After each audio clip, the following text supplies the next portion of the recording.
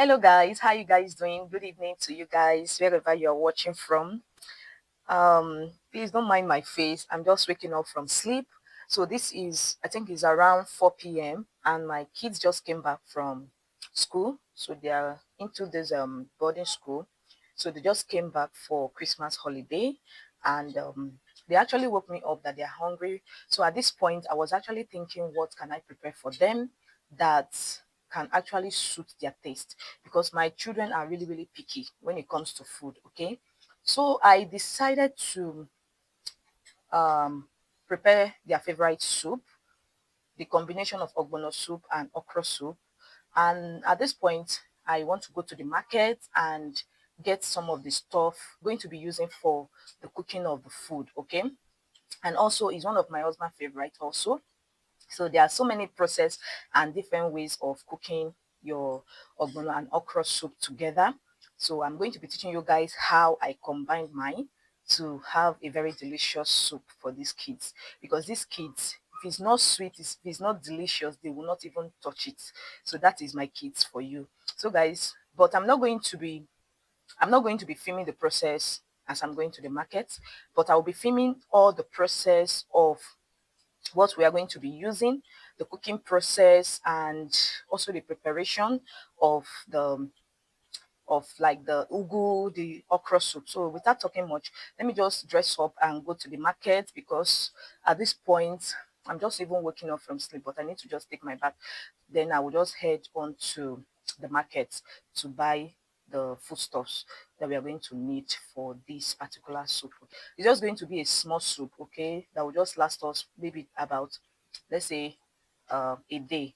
Okay, so just we are going to be eating it this night, then in the morning we'll eat the remaining one. So it's not going to be much, just small soup. Okay, so guys, let me just quickly go and prepare, then head on to the markets.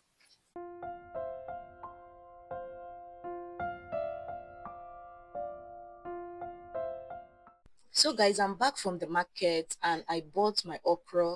Then I went ahead to start slicing the okra because it's already getting too late. So I decided to do this all by myself. I don't want my kids to do it for me. So I took the okra outside and I started slicing it. Then after slicing it, we went ahead to pound the okra. So after pounding the okra, guys, I also decided to debone the fish outside so that we can get everything ready for the soup. So I didn't actually cook this soup alone. My children assisted in the cooking of this soup. They were doing one thing or the other to make sure they assisted in cooking the soup because not everybody go chop the soup. So guys, we are busy with the preparation of the soup before we go into the main cooking of this delicious soup.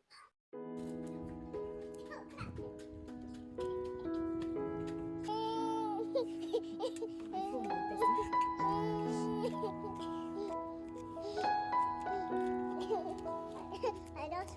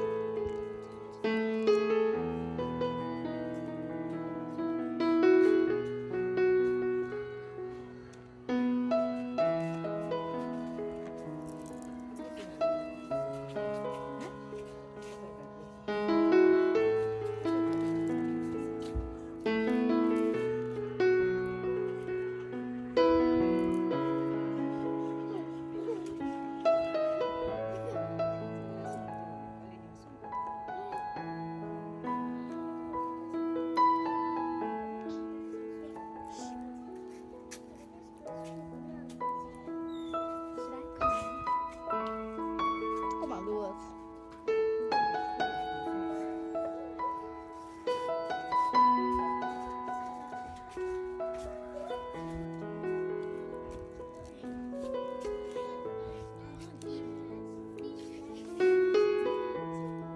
I will not give it for food. It's your hand is showing, your body is showing.